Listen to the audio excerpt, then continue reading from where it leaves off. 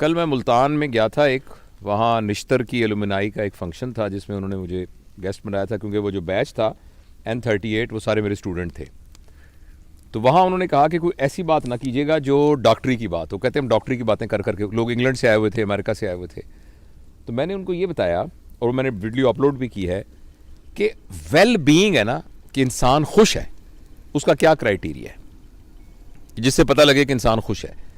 उसमें से एक क्राइटेरिया ये था कि इंसान की सेहत अच्छी होनी चाहिए। अगर इंसान की सेहत अच्छी ना हो तो वो वेल बीइंग क्या है, फर्ज करें उसको बहुत सारे पैसे हैं, उसकी बहुत बड़ी गाड़ी है, उसका बहुत बड़ा घर है, लेकिन अगर उसकी सेहत ठीक नहीं है। अच्छा, उन्होंने पूछा जी सेहत ठीक करने के बारे में बताएं।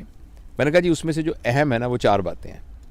पहली बात यह है कि आप खाना प्रॉपर खाएं, और दूसरी बात यह कि रोज़ाना एक्सरसाइज करें, और तीसरी बात जो थी कि प्रॉपर स्लीप होनी चाहिए, और जो चौथी बात जिसके बारे में मैं आपसे बात करने चला हूं वो है लेजर टाइम।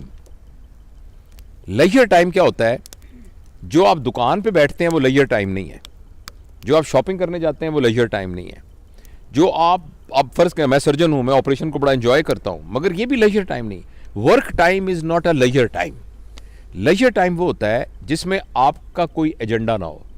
आपने जैसे हम यहाँ आए हैं ना, हमारा कोई एजेंडा नहीं है, हमने बैठ के किसी खास मौजू पे डिस्कस नहीं करना, हमें पता भी नहीं हमने किस मौजू पे। तो अपने दोस्तों के पास जाना, अपने प्यारों के पास जाना और जाके उनके साथ बैठकर बगैर किसी मौजू के बात करना, ये वो बात थी जो पुराने ज़माने में बैठकों में हुआ करती थी। अगर आप किसी गांव में जाएं तो गांव के अंदर एक जगह होती थी, चौपाल जिसे कहते थे, वहाँ चारपाइयाँ पड़ी होती थी, लोग आके वैसे ही बैठ जाते थे, हुक्का पी रहे हैं, गप्पे मार रहे हैं, और कोई पर्पज़ नहीं है, बस बैठे बते मारे। ये है लेजर टाइम। अनफॉर्चुनेटली पैसे की दौड़ में और वसाइल को ज़्यादा हासिल करने की दौड़ के अंदर हमारा प्रॉब्लम हो गया है कि हमारे पास लेजर टाइम नहीं है।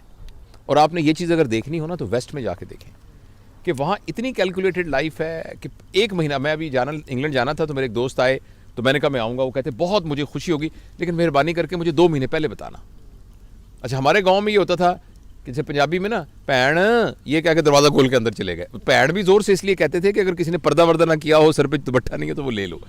और मुझे याद है मेरे वालिद साहब, वो हम मुल्तान में रहते थे, फिर इस्लामाबाद में भी, कि उनके दोस्त आते थे, रोज़ शाम को दोस्त आते थे और वो आके बैठक में बैठ जाते थे। मुझे कभी हम उनके घरों में जाते, मैं चूँकि अकेला माँ बाप का बेटा था तो अबू मुझे भी साथ ले जाते थे। वहाँ वो आराम से बैठे थे, गप्पे मारते थे, कहानियाँ सुनाते थे। वो लेजर टाइम जो है हमारी लाइफ में से निकल गया, और हमें कोई ना कोई इस बात का ज़रूर एहतमाम करना चाहिए। और मैं इस बात को अंडरस्टैंड करता हूँ कि ये रोज़ मुमकिन नहीं है क्योंकि आपके पास वर्क, लेकिन कम अज़ कम हफ्ते में 1 दिन, 15 दिन में 1 दिन। और दूसरा, हमारे माशरे में ना हॉलीडेज़ का रिवाज नहीं है। वेस्ट में आप देखिए, जो भी बंदा अपने वेल कहेगा, well I have my children are working, I have got my own house and I have a decent holidays.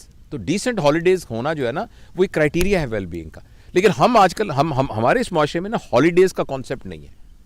हम हॉलीडेज़, तो हमें हॉलीडेज़ ज़रूर करनी चाहिए, और बड़ी हॉलीडेज़ नहीं कर सकते, छोटी हॉलीडेज़ करनी चाहिए जिसमें आप 4-5 घंटे के लिए दोस्तों के साथ बैठे हैं और गप्पे मारते हैं। इसके अलावा एक चीज़ जिसको हम निगलेक्ट करते हैं और जिसका नबी करीम सल्लल्लाहु अलैहि वसल्लम ने बड़ा कहा है, वो है सिला रहमी। सिला रहमी का मतलब होता है अपने रिश्तेदारों से ताल्लुक़। यानी गांव में हमारे अजीज़ रिश्तेदार रहते हैं, शहर में रिश्ते थे, हमें कम अज़ कम 15 दिन बाद, महीने बाद उनके पास जाना चाहिए, उनसे मिलना चाहिए, उनकी खैर खबर लेनी चाहिए। तो मैं बस अपनी बात को ख़त्म करने से पहले एक छोटा सा आपको वाक़या सुनाता हूँ। मैं कोशिश करता हूँ कि 8-10 मिनट से लंबी बात ना हो ताकि लोग उसको सुन सकें, लेकिन ये बड़ा एक शानदार मैं इस्लामाबाद गया इम्तिहान लेने के लिए, FCPS का इम्तिहान लेने के लिए। वहाँ इस्लामाबाद होटल में मैं ठहरा। तो जब मैं इस्लामाबाद में ठहरा तो मैं चूँकि वहीं पड़ा बड़ा हूँ और वहीं सारा, तो मुझे ऐसे ख्याल आया, तो मैंने एक दोस्त को फ़ोन किया, उसका नाम मिराज है, सुन रहा होगा शायद, न्यूरो सर्जन है वो। मैंने कहा यार माजे में आया हूँ इधर, तो किधर है तू? तो कहता तुम कहाँ ठहरे हो? मैं कहा मैं इधर हूँ जो इस्लामाबाद होटल में जिसका नाम हॉलीडे है। तो वो कहने लगा कि ले मैं तो उसके सामने सड़क से गुजर रहा हूँ, कौन सा कमरा है तुम्हारा? मैंने बताया, कहता मैं आ रहा हूँ। अच्छा, वो आ गया। अच्छा, इतने में ना उसने कहा यार इसके साथ ही महबूब इलाही रहता है, वो खबर में काम करता था, खबर तो वहाँ कोई एडिटर शेडिटर था, तो उसने कहा मैं उसको भी बुला लेता हूँ। वो महबूब इलाही भी आ गया। उसके बाद हमारा एक और दोस्त था, तो उसने उसको फ़ोन किया, वो भी आ गया, तनवीर ज़फ़र, वो आजकल अमेरिका में है, वो भी आ गया। हम चारों जब बैठे ना तो हमने गप्पे मारनी शुरू कर दी, और मेरा जाने का टाइम था जहाज़ का। तो अचानक मुझे कहने लगा यार बिल्कुल साथ वाजिद है, ये सारे मेरे स्कूल के क्लास फेलोज थे, एक न्यूरो सर्जन है, एक जर्नलिस्ट है बहुत बड़ा, और जो तीसरा था तनवीर, वो फॉरेन अफेयर्स में काम करता है आजकल न्यूयॉर्क में। तो वाजिद जो हम में से था ना, उसके वालिद साहब थे दर्जी थे। तो उसने वाजिद ने वही वाली काम शुरू कर लिया और मेलोडी मार्केट के अंदर उसकी कपड़े की बहुत बड़ी दुकान थी और दुकान के साथ ही उसका टेलरिंग का काम भी था। तो उसने कहा यार मैं वाजिद को पता लगेगा कि तुम आए हो जवेद तो बड़ा खुश होगा, तो चलते हैं। तो मैंने कहा चलते। तो मैंने नीचे सामान चेकआउट होने के लिए मैंने कहा साथ ही वॉक करके चलते हैं। हम वॉक करते करते करते वहाँ पहुँचे तो बड़ी सी दुकान थी। तो वहाँ हम अंदर गए तो उसने कहा कि एक लड़का निकला। तो मैंने कहा कि बेटा, उसने कहा महबूब इलाही ने, क्योंकि ज़रा मैं तो बहुत सालों से देखा ही था।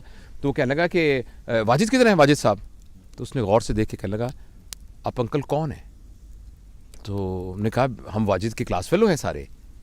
कहने लगा अब्बू तो 2 साल हो गए फौत हो गए। एकदम मैं तो शौक में हो गया और महबूब इलाही रोने लग गया, ऐसे करके रोने लग गया। उसने कहा यार तू तो यहाँ नहीं रहता, मैं तो यहाँ साथ के मोहल्ले में रहता हूँ और मुझे पता भी नहीं मेरा क्लास फेलो 2 साल हो गए फौत हो गया। तो एकदम ना फिर मैंने उस बच्चे को गले लगाया। मैंने कहा बेटा तू हमें बिल्कुल नहीं जानता, हम तेरे चाचे हैं हम, और तेरे अब्बा के दोस्त थे। और बड़ा फिर बैठ के हमने फातिहा पढ़ी और वापसी पे हम सब ने ये फैसला किया कि यार ज़िंदगी का क्या पता है, तो जब तक हम जिंदा हैं हमें अपने दोस्तों से, मिलने वालों से, ताल्लुक़ वालों से राब्ता नहीं मुनक़ता करना चाहिए, उनको मिलते रहना चाहिए। कई लोगों से हम इसलिए नहीं मिलते कि उनसे हमारे ख्यालात नहीं मिलते, या जी उनसे फ़लानी लड़ाई हो गई थी, फ़लानी हमारी शादी में वो नहीं आया था, फ़लानी। ये इतनी छोटी छोटी बातें हैं कि इनको दरगुजर करना चाहिए और अपने प्यारों से, रिश्तेदारों से मिलना चाहिए और लेजर टाइम। और जिस तरह हम देखें ये अहमद साहब हैं जनाब, डॉक्टर अहमद साहब, और सारे हमारे पूरी फैमिली यहाँ बैठी हुई है और हम इंजॉय कर रहे हैं इस लेजर टाइम को। Thank you.